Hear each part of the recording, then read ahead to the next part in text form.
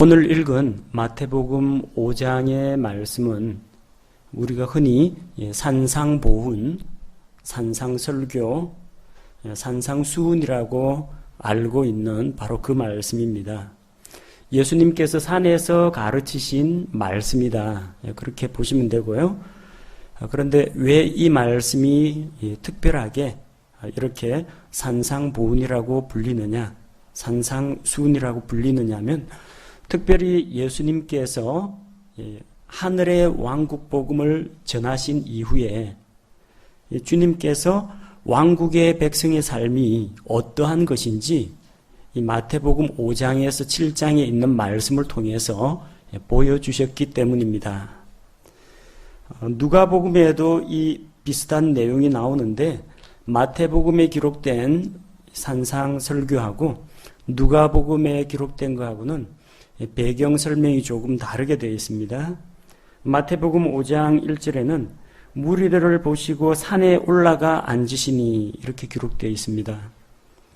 누가복음 6장 17절에는 그분께서 그들과 함께 내려오사 평야에 서시니 평지에 서셨다고 기록되어 있습니다. 또한 마태복음에서는 5장에서 7장까지 산상설교를 다 하신 다음에 마태복음 10장에서 제자들을 세우십니다. 누가복음에서는 누가복음 6장 13절에서 16절에서 먼저 12제자를 불러 세우시고 그 다음에 산상설교를 하십니다. 자, 이러다 보니까 이제 더러 혼동을 하시는 분들이 있습니다. 이게 서로 다른 사건입니까? 같은 사건입니까? 똑같은 사건인데 왜 이렇게 서로 다르게 묘사가 되었느냐? 그러나 왜 다르게 묘사가 되었느냐? 비슷하지만 다르다. 왜 다르냐?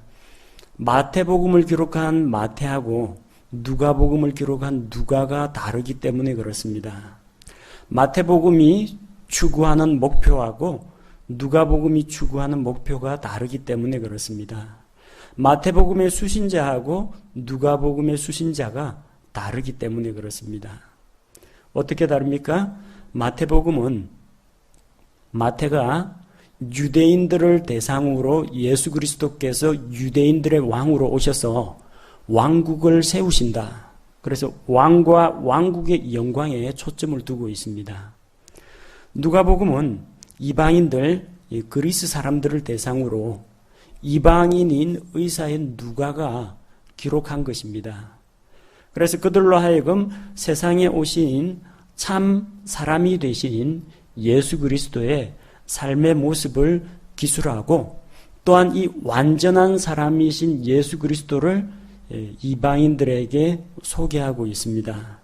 각기 목표가 다르기 때문에 묘사하는 방식이 다르지 실제로는 같은 사건입니다.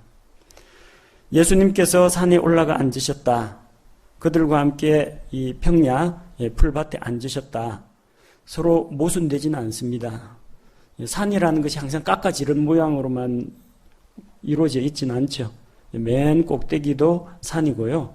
산에서 내려와가지고 산 중턱에 평평한 분지에 있는 그 평지도 산의 일부분입니다. 어디에 초점을 맞추느냐. 멀리서 전체 큰 산을 보고 예수님께서 산에 가셨네. 그럼 산이 맞습니다. 그러나 예수님께서 그런 가파른 경사로 거기에 앉아가지고 말씀을 전하진 않았을 겁니다. 많은 사람들이 모여서 말씀을 들으려면 넓고 평평한 곳이 산 어딘가에 있어야 됩니다. 그러면은 누가는 조금 가까이 접근해가지고 예수님과 앉은 무리들 중심으로 보면 그 앉은 자리는 평야가 맞습니다. 자, 그래서 두 가지는 서로 모순되는 것이 아닙니다. 마태복음과 누가복음에서 순서는 다르게 기록되어 있습니다. 제자들이 먼저이냐 아니면 이 말씀을 선포한 것이 먼저냐. 이 본문 마태복음에서는 지금 예수님께서 왕국의 복음을 선포하셨는데 많은 사람들이 주님께 나아왔습니다. 그들에게 제일 필요한 게 무엇이겠습니까? 어떻게 해야 우리가 왕국의 백성이 될 수 있습니까? 왕국의 백성은 어떻게 살아야 합니까? 이런 실제적인 문제에 대한 해답을 던져주기 위해서 그 내용을 바로 왕국 복음 선포한 직후에 마태는 그렇게 배치한 것뿐입니다. 서로 충돌하지도 않고 또 서로 어긋나는 그런 내용도 아닙니다. 그렇다면 예수님께서 왜 이렇게 마태복음 5장에서 7장까지 산상설교를 하셨을까요? 지난 시간에 우리가 읽어본 바에 의하면 마태복음 4장 23절에 예수님께서 온 갈릴리에 두루 다니시면서 회당들에서 가르치시고 왕국의 복음을 선포했다고 했습니다. 이때 예수님께서 선포하신 복음은 왕국의 복음입니다. 십자가의 복음이 아닙니다. 예수님 아직 십자가에 안 달리셨어요. 그러니까 예수 그리스도 십자가에 흘리신 보배로운 피를 믿고 죄사함을 얻으라, 이런 메시지는 아직 선포될 때가 아니라는 겁니다. 예수 그리스도의 은혜의 복음, 십자가의 복음이 아니라 왕국의 복음입니다. 왕국의 복음이 무엇입니까?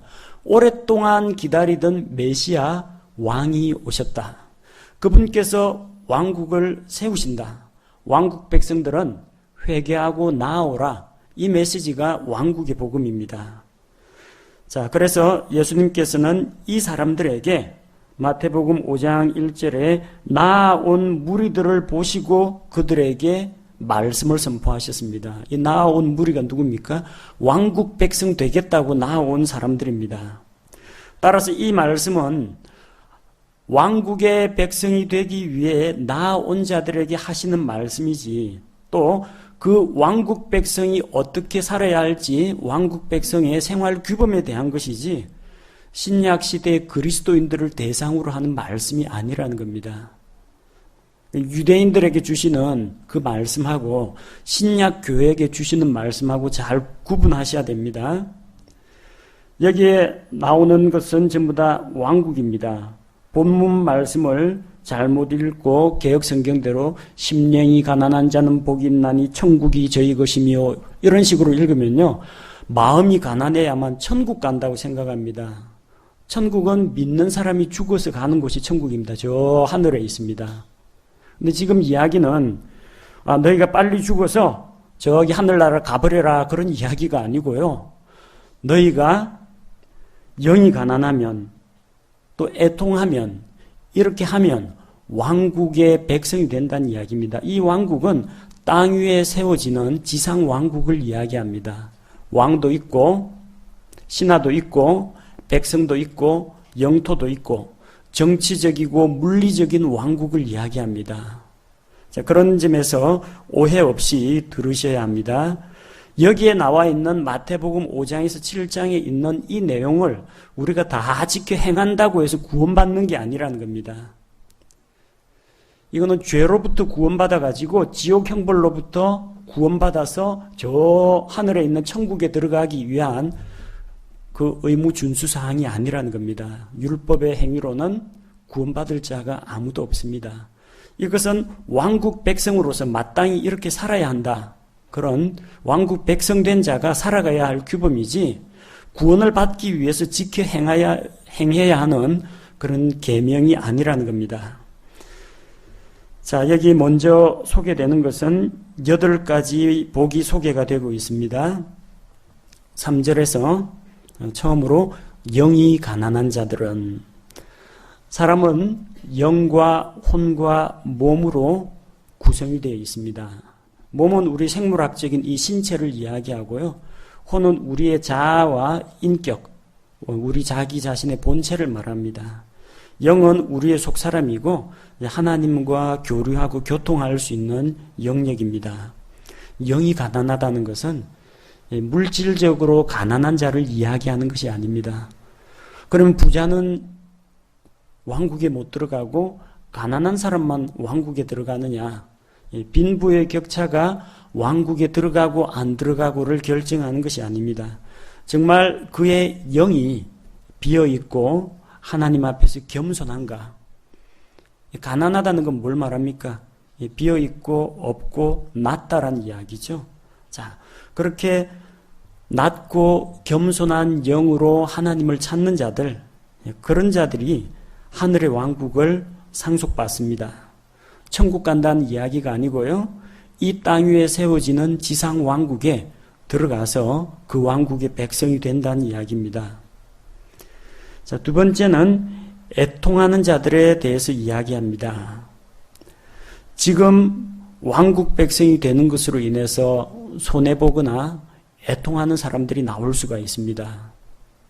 우리가 앞서 읽었던 말씀에서 왕국의 백성이 되려면 회개하고 회개에 합당한 열매를 맺어야 한다고 했습니다. 그래서 자기가 옷이 2벌이 있으면 이웃에게 1벌씩 나눠주고, 먹을 것이 있으면 나눠 먹고, 또 이 군사들, 이 병사들은 사람들에게 폭행을 한다든지 사람들을 착취한다든지 괴롭히지 말고 받는 급여를 족한 줄로 알고 만족해야 되며, 세리들은 과도하게 세금을 징수하지 말고 적절한 분량의 세금만 징수하라고 그렇게 일러주었습니다. 회개에 뒤따르는 회개의 열매, 삶의 변화입니다. 근데 사실 그 당시에 그런 식으로 살아가지고는요, 좀 부유하고 넉넉하게 살기가 힘듭니다. 손해보고 사는 거예요. 남들은 다 자기가 가지고 있는 지위와 권력을 이용해가지고 이렇게 부를 얻기도 하고 다른 사람들보다 좀 더 나은 삶을 추구하는데, 왕국 백성은 진정으로 회개를 했다면 그런 일들은 버려야 됩니다. 그리고 나눠주고 베풀고 선을 행하는 삶을 살아야 합니다. 그래서 예수 그리스도를 믿고 우리가 죄를 끊어버리고 살아가다 보면 역시 억울한 일도 당하고 손해볼 때가 있습니다. 마찬가지로 왕국의 백성으로 살아간다는 것은 어떤 면에서는 손해보고 또 애통하는, 슬피 우는 그런 일이 있을 수가 있습니다. 그러나 하늘의 왕국이 임할 때 그 왕국에서 왕국을 위해서 잃어버린 것들에 대해서 얼마든지 위로를 받고 보상을 받을 수 있다는 것을 약속하고 있습니다. 5절에서는 온유한 자들에 대해서 이야기하고 있습니다. 온유하다는 것은 얌전하고 순한 것을 이야기하진 않습니다. 사자하고 양이 있는데 양과 사자 중에 누가 더 온유하냐? 일반적으로 양이 온유하다고 생각합니다. 왜냐하면 양은 사납지도 않고 공격적이지도 않기 때문에요. 그러나 그것은 힘이 없고 나약한 것이지 온유한 것은 아닙니다. 양은 고집도 세고요. 그리고 들이받기도 잘하고, 또 한번 자기가 작정한 것에 대해서 좀 밀고 나가는 그런 기질이 있습니다. 한번 길을 떠나면은 계속 앞만 향해서 맹목적으로 가는, 주변에 있는 것들에 대해서 분별력도 없는 그런 존재입니다. 그런 양에게 만약에 날카로운 이빨하고 발톱하고 힘이 주어졌다면요, 무슨 일을 저지를지 모릅니다. 반면에 사자는 힘이 강하고 용맹스럽긴 하지만 그 힘을 함부로 남용하지 않습니다. 꼭 필요할 때 먹을 것을 사냥하고 필요한 만큼만 사냥하고 돌아옵니다. 일일이 애써서 돌아다니면서 약한 짐승들 쫓아다니게 하는 놀이를 한다든지, 연약한 짐승 먹지도 않을 거 닥치는 대로 잡아 죽이는 그런 흉폭한 짐승은 아닙니다.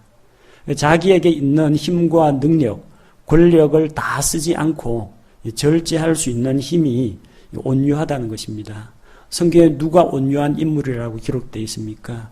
구약 성경에 모세가 지면에 있는 모든 사람보다 온유하다고 했습니다. 이스라엘 백성의 지도자입니다. 하나님과 직접 대면하여 아는 사이입니다. 그런데 자기의 리더십에 대해서 도전하는 아론과 미리암에 대해서 대적하지 않았습니다. 자기 권세를 다 쓰지 않고 하나님의 손에 맡겨두었습니다. 이게 온유한 겁니다. 우리 주 예수 그리스도께서는 모세보다도 더 온유한 분이십니다.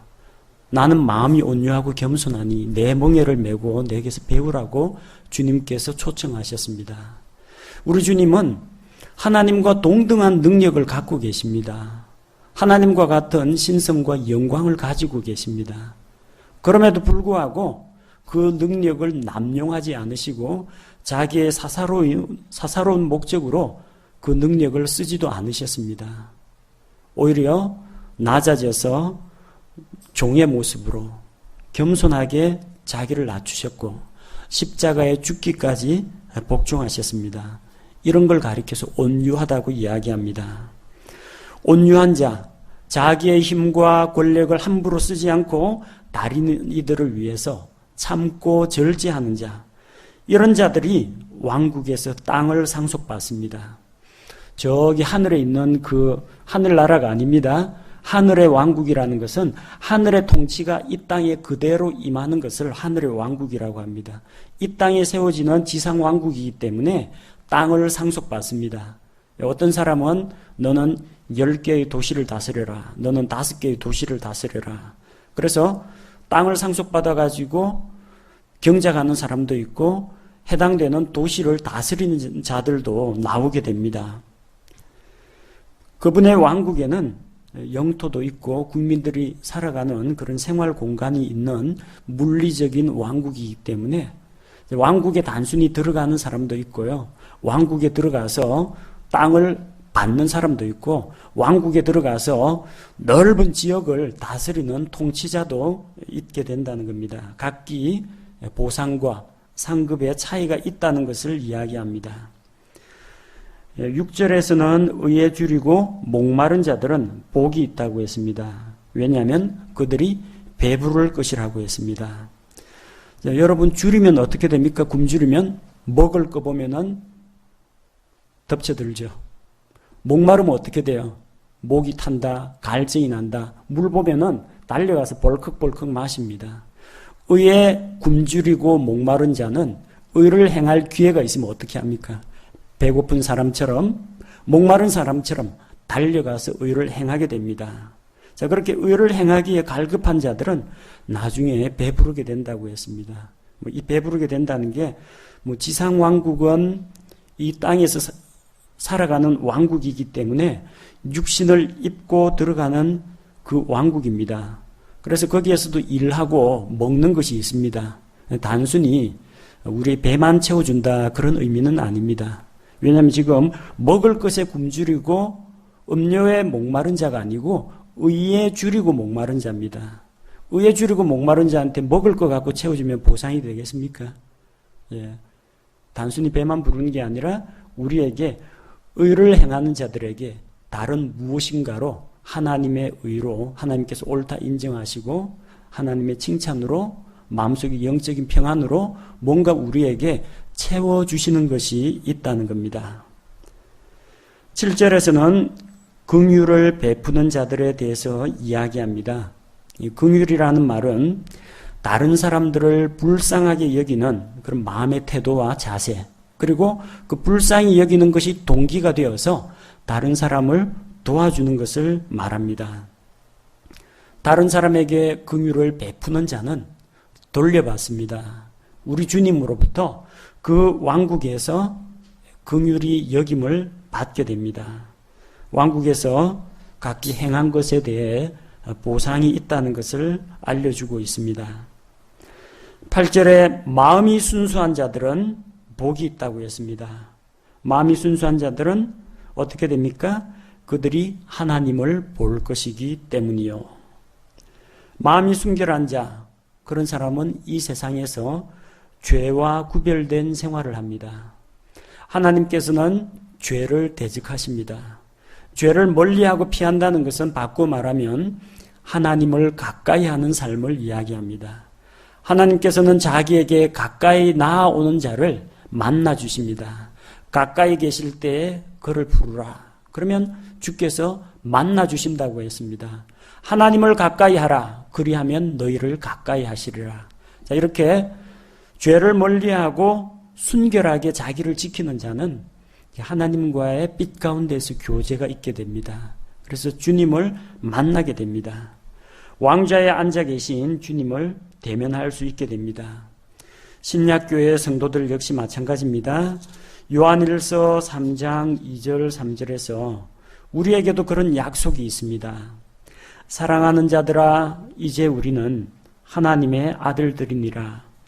우리가 앞으로 어떻게 될지는 아직 나타나지 아니하였을 때 그분께서 나타나시면 우리가 그분과 같게 될 줄 아노니 이는 우리가 그분을 그분께서 계신 그대로 볼 것이기 때문이라. 그분 안에서 이 소망을 가진 자마다 그분께서 순결하신 것 같이 자기를 순결하게 하느니라. 나중에 주님 다시 오실 때 그분과 대면하여 만나고자 하는 소망이 있는 자는 자기를 순결하게 관리하고 가꾸게 됩니다. 왜? 마음이 순수한 자들이 하나님을 만나 뵙기 때문입니다. 9절에서 화평케 하는 자들이 복이 있다고 했습니다. 그들은 하나님의 아이들이라고 불립니다. 화평케 하는 것이 무엇입니까? 하나님과 사람 사이가 죄로 인해서 원수가 되어 있죠. 화목하게 만드는 겁니다. 어떻게 화목하게 될 수 있습니까? 예수 그리스도의 피로 말미암아 화목하게 될 수가 있습니다. 사람과 사람 사이가 멀어졌는데 중재하고 화해시키고 또 이렇게 다른 사람들에게 화평을 전하는 자들이 있습니다. 이런 자들을 가리켜서 하나님의 아이들이라고 부르게 됩니다. 신분상으로도 하나님의 아이들이요, 또 실제 그런 기능을 하는 자라는 이야기입니다. 고린도후서 5장 18절에서 20절 말씀을 보면요, 하나님과 세상이 원수가 되었는데 이 양자 사이를 화해시키는 직분이 있습니다. 19절에서 고린도서 5장 19절, 곧 하나님께서 그리스도 안에 계시사 세상을 자신과 화해하게 하시며 그들의 범법을 그들에게 돌리지 아니하시고 화해하게 하는 말씀을 우리에게 맡기셨다고 했습니다. 20절에서는 이제 우리가 그리스도를 위한 대사가 되어, 이 대사관입니다. 대사가 되어서 그리스도를 대신하여 너희에게 간구하노니 너희는 하나님과 화해하라.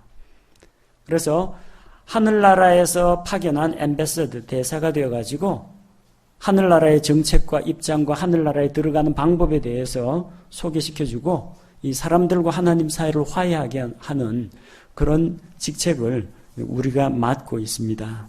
마찬가지로 이 하늘의 왕국의 백성, 이런 사람들은 하나님과 사람 사이를, 사람과 사람 사이를 중재하고 화평하게 만드는 그런 일을 하게 됩니다.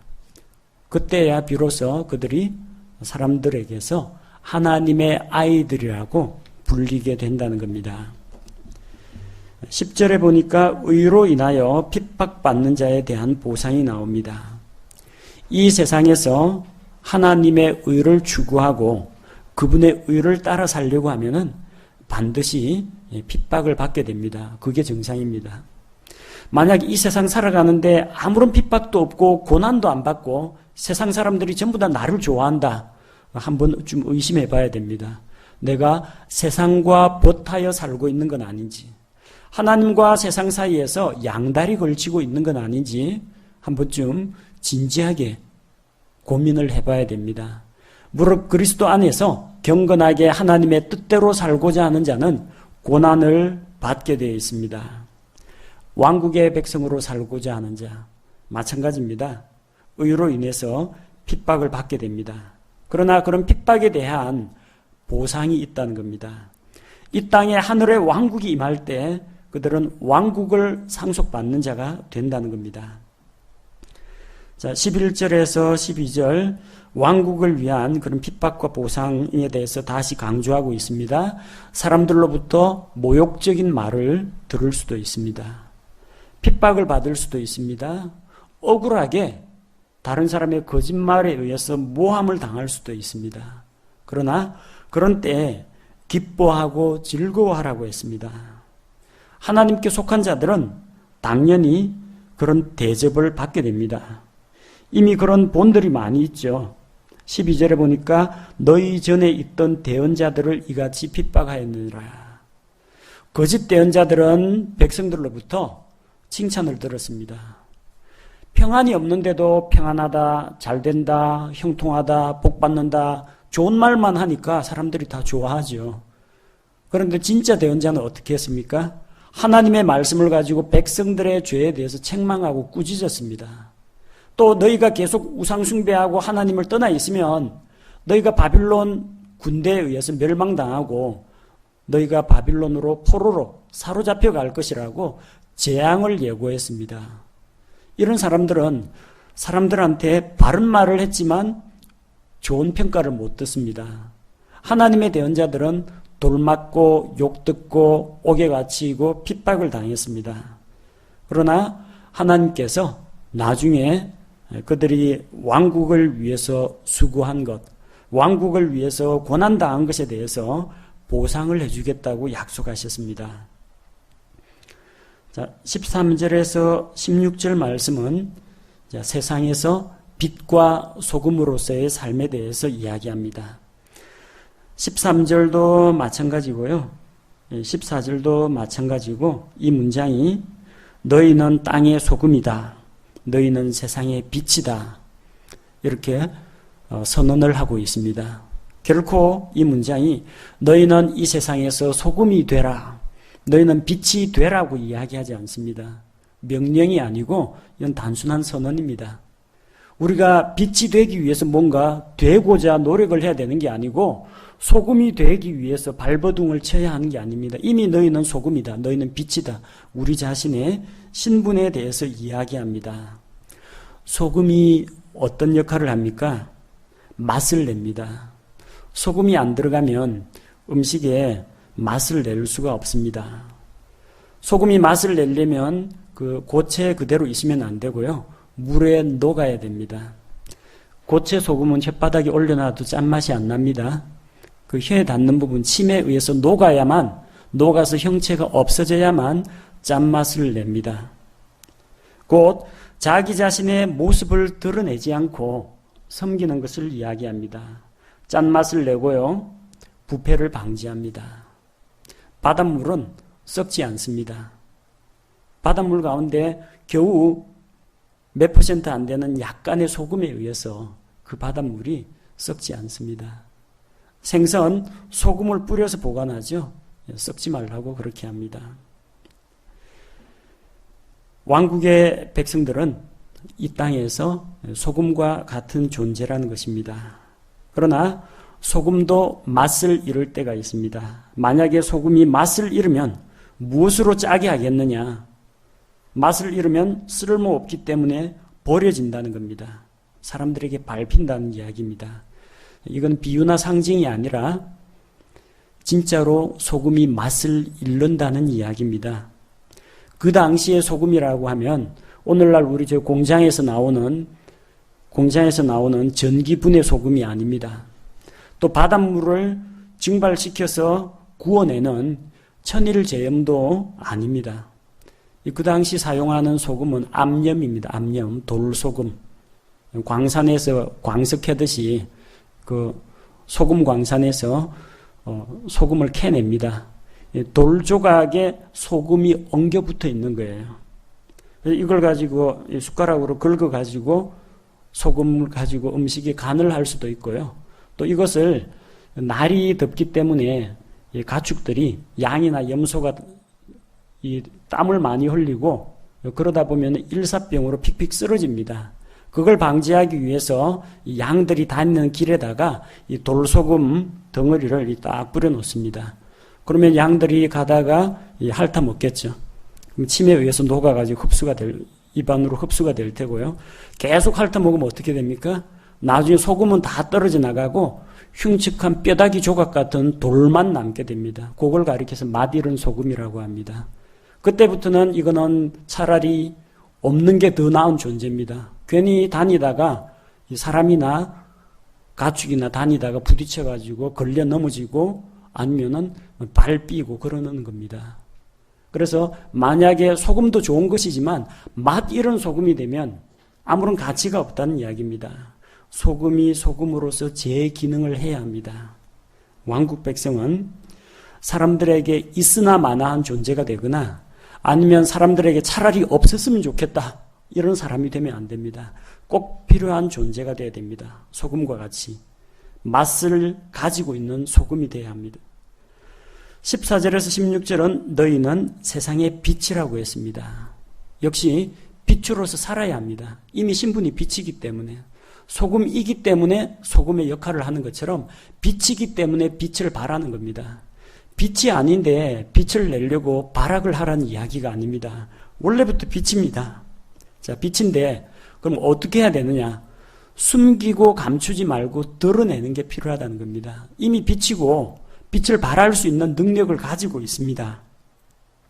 자, 등잔불이 있는데 이 등잔불을 통 밑에다 놔두면은요, 깜깜해서 빛을 볼 수가 없습니다. 등잔불 꺼진 거 아닙니다. 등잔불이 사라진 것도 아닙니다. 등잔불은 분명히 있고 빛도 내는데 통으로 덮어두면 빛을 볼 수가 없다는 겁니다. 등잔불은 등잔대 위에 걸어놔야 됩니다. 그래 그 집에 들어가는 사람들이 다 보고 모든 사람이 환하게 빛 가운데서 살 수가 있는 겁니다. 우리 역시 마찬가지입니다. 자기를 숨기지 말고 드러냄으로써 사람들의 길을 밝혀줘야 됩니다. 우리 자신의 의로운 삶, 선한 삶을 사람들 앞에서 간증으로 드러내야 합니다. 구원을 받기 위해서 선을 행하라는 이야기가 아니고요. 구원받은 그리스도인이면 선한 삶을 살아야 합니다. 왕국의 백성이라면 왕국 백성답게 선한 행위를 드러내라는 겁니다. 그럼 사람들이 그 선한 행실을 보고 뭐라고 생각하겠어요? 역시 왕국 백성은 다르구나. 도대체 그 왕국의 왕은 누구시냐? 왕에게 주목하겠죠? 그리고 하늘에 계신 하나님 아버지께 사람들이 영광을 돌리게 된다는 것입니다. 17절에서 20절에는 율법의 완성자이신 예수님에 대해서 소개합니다. 예수님께서는 율법이나 대언자들의 글을 폐하러 온 것이 아니라 그 말씀을 성취하고 완성하기 위해서 오셨습니다. 예수님께서 오셔서 살았던 33년 반 동안의 삶을 통해서 우리 주님께서는 율법을 모두 다 지켜 행하셨습니다. 그리고 율법의 그 정신까지도 다 알고 계시고 율법의 모든 요구를 완전히 충족시키셨습니다. 또한 그분의 십자가에서 죽으신 의로운 죽음, 죄 없으신 분으로서 죄인들을 위해 대신 죽으신 그분의 죽음은 하나님의 공의를 만족시키는 것이었습니다. 예수님 왜 십자가에서 죽으셨습니까? 율법이 죄의 삭슨 사망이다 하고 죄인들을 정죄하기 때문에 그 죄인들을 구하기 위해서 율법이 이야기하는 사망의 형벌을 예수님께서 대신 받으신 겁니다. 그래서 율법이 요구하는 바를 성취하신 것입니다. 율법은 하나님의 말씀입니다. 하나님의 말씀은 없어지지 않습니다.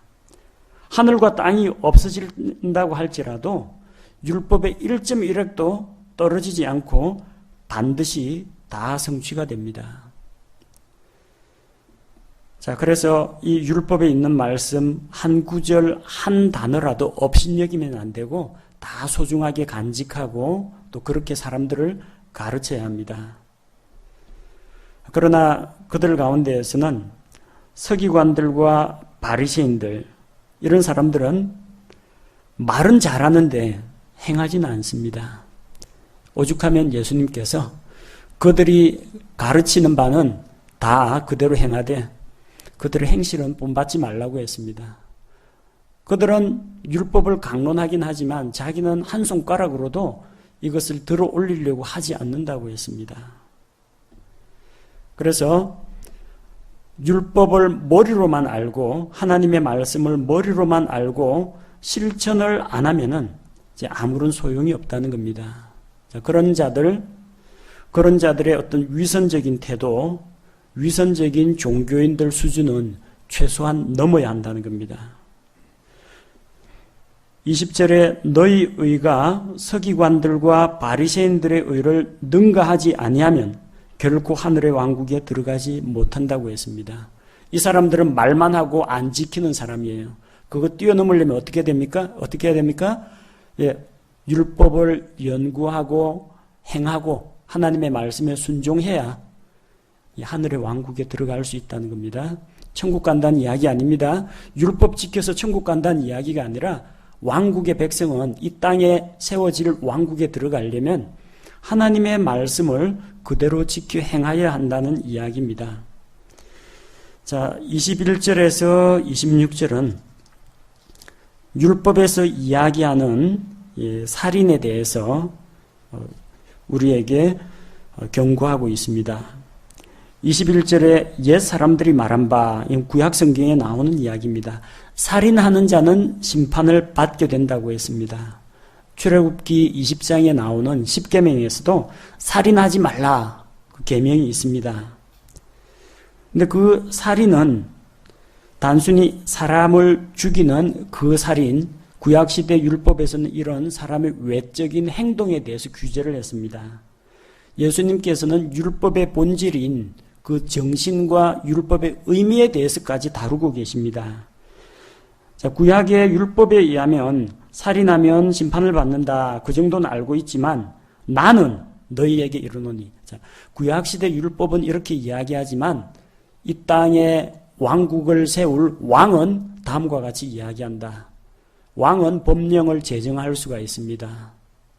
왕국에서는 왕이 법을 만듭니다. 국회에서 만드는 거 아닙니다. 시민들이 투표해가지고 법안 통과시키는 거 아닙니다. 왕이 법을 만듭니다. 그래서 예수님께서 입법자인 왕으로서 나는 너희에게 이르노니 왕국에서는 이래야 된다는 겁니다. 내 왕국에서는 다음과 같이 하라. 누구든지 까닭 없이 자기 형제에게 화를 내는 자는, 예수님도 화 안 냈습니까? 예수님도 화내셨습니다. 회칠한 무덤과 같이 외식하는 자들, 위선자들, 그들에게 노하셨습니다. 예루살렘 성전 안에서 장사하는 사람들, 주님께서 진노하셨습니다. 근데 화내면 안 된다 그런 이야기가 아니고요. 여기 누구든지 까닭 없이 자기 형제에게 화를 내는 자는, 개역 성경에는 까닭 없는이 빠져 있습니다. 화내면은 전부 다 이렇게 된다 그게 아니고 아무 이유 없이, 합당한 이유나 까닭 없이 이렇게 형제에게 노하는 자에 대한 경고입니다. 화를 내거나 라가라고 욕하거나, 라가라는 것은 이 미련한 쓸모없는 바보 같은 그런 이야기입니다. 욕을 하거나 어리석은 자라고 하면은 심판을 받는다는 겁니다. 반드시 이 칼 가지고 사람을 찔러 죽여야만 살인은 아니라는 이야기입니다. 그 살인의 첫 출발이 어디에서 시작됩니까? 마음속으로 다른 사람을 업신여기고 미워하는 마음에서 비롯된다는 겁니다. 최초의 살인이 언제 일어났습니까? 창세기 4장에서 가인이 자기 동생 아벨을 죽인 거 아닙니까? 어느 날 갑자기 가인이 머리가 이상해져가지고 동생을 때려 죽인 거 아닙니다. 뭐부터 시작됐어요? 하나님께서 아벨과 아벨의 헌물은 받아들이시는데 가인과 그의 헌물은 받지 않으셨습니다.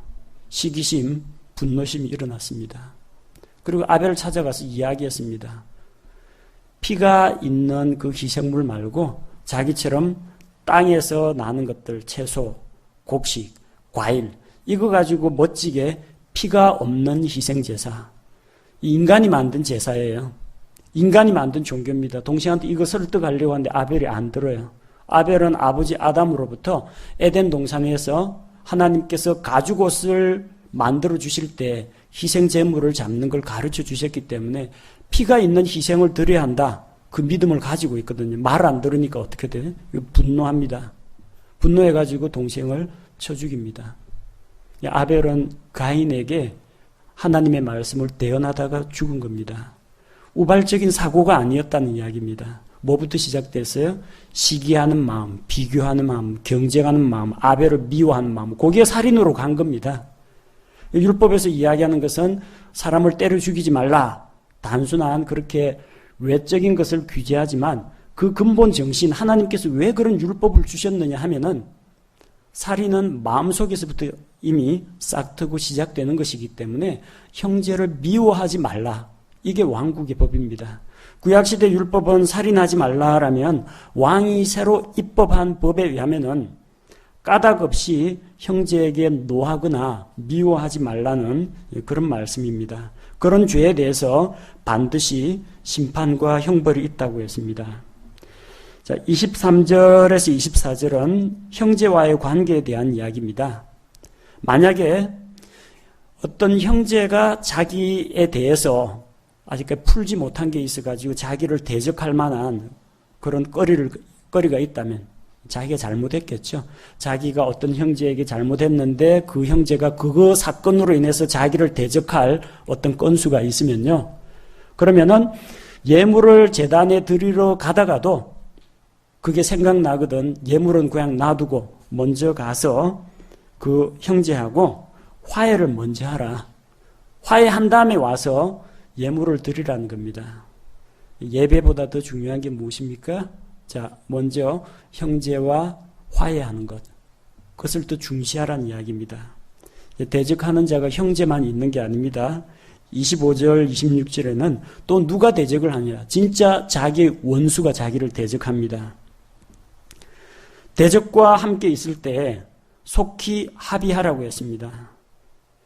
어떤 법정 소송이 이루어지기 전에 먼저 분쟁이 시작되죠. 그때 빨리 합의해가지고 무마시키는 게 낫습니다.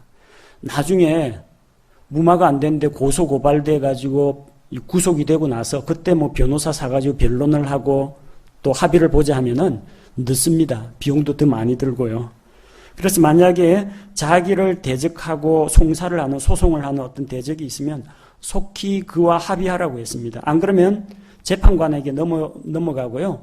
재판관이 이 형을 재판 판결 결과에 따라서 형을 언도하고 직무수행자에게 넘겨서 감옥에 투옥시킨다는 겁니다. 자기가 마지막 한 푼까지 다 갚기 전에는 결코 나오지 못한다는 겁니다. 형제하고도 화해를 해야 되고요. 자기를 원수로 여기는 대적하고도 화해해야 합니다. 근데 우리를 그렇게 원수처럼 여기고 우리를 고소 고발하는 대적이 있죠. 어떤 대적이 있습니까? 우리를 대적하는 것이 율법입니다. 골로새서 2장 14절 말씀해 보면 예수님께서 왜 십자가에 달려서 피 흘려서 죽으셨는지 그 이유에 대해서 설명하고 있습니다. 골로새서 2장 14절에 우리를 대적하고 우리를 반대하던 규례들을 손으로 기록한 것을 지우시고 그것을 길에서 치우사 그분의 십자가에 못 박으셨으며, 자, 우리를 대적하는 규례들, 율법입니다. 손으로 기록된 율법, 그것을 지우시고 길에서 치워버리시고 십자가에 못 박으셨다고 했습니다. 살아있을 동안에 율법이 우리를 송사할 때 재빨리 빚을 갚고 합의를 해야 됩니다. 죄의 삭은 사망이요 하고 율법이 덤벼들면요 어떻게 해야 됩니까? 나는 갚을 능력이 없으니까 예수님께 도움을 청해서 예수 그리스도께서 십자가에서 나 대신 흘린 그 피로 하나님께 죄의 삭을 대신 예수님께서 지불하신 것을 믿고 그 공로를 의지해야 됩니다. 그렇게 하면 율법이 더 이상 우리를 고소할 수가 없습니다. 왜? 죄의 삭을 예수님이 다 갚으셨기 때문에. 그렇게 되면은 마지막 하나님 앞에서 심판 자리에 가지 않습니다. 그리고 꺼지지 않는 불호수에도 가지 않습니다. 그거 되기 전에 빨리 합의해야 됩니다. 누구하고 합의해야 될까요? 율법하고가 아니라 하나님과 화해해야 합니다. 하나님의 공의하고 화해해야 합니다. 무엇으로 화해합니까? 화해의 헌물이신 예수님을 두고 하나님과 화해를 해야 됩니다. 빨리 해야 됩니다. 속히 하라고 했죠? 신속히 해야 됩니다. 신속히 하기 위해서는 살아있을 때, 젊을 때 해야 됩니다. 시기 놓치면 안 됩니다. 은혜 주실 때 은혜 받아야 되고, 구원을 주실 때 구원의 날에 구원의 자리로 나와야 합니다. 지금이 은혜 받을 만한 때요. 지금이 구원의 날입니다. 그래서 속히 하나님의 공의와 화해를 하고 죄에 대한 용서를 받는 것이 필요합니다. 예수님께서 이미 십자가에서 다 이루어 놓으셨습니다. 받아들이시기만 하면 됩니다. 오늘 우리가 살펴본 마태복음 5장 전반부에 나오는 말씀을 통해서 우리는 먼저 기억해야 할 것이 이 산상설교는 왕국의 백성이 되고자 하는 그 유대인들을 대상으로 왕국 백성이 되려면 이렇게 하라. 왕국 백성으로 이렇게 살아야 한다는 그 규범을 보여주셨다. 자, 이것을 명심해야 됩니다. 결코 여기에 나와 있는 5장에서 7장까지 나오는 내용을 다 지켜 행한다고 그 율법의 행위로 구원을 받는 것은 아니라는 겁니다. 구원받은 신약교회 성도들은 이런 산상수훈을 지켜가지고 왕국에 들어가는 것이 아니라 예수 그리스도를 믿는 믿음으로 이미 하나님의 왕국에 들어가 있고 하나님의 백성이 되었고 하나님의 자녀가 되었고 그리스도와 함께 하늘의 처소들에 앉아있는 신분이 되었습니다. 뭐 그렇다고 해서 이건 우리하고 관계없으니까 이 성경도 아니다, 버려라, 그런 이야기가 아니고 마태복음 5장에서 7장에 나오는 그런 산상설교에서 나오는 도덕적인 규범과 율법의 의미, 율법의 정신과 이런 것들은 우리가 성경 공부를 통해서 배우고 교훈과 지침을 얻는데 참고로 할 필요가 있다는 것입니다. 제가 기도하겠습니다.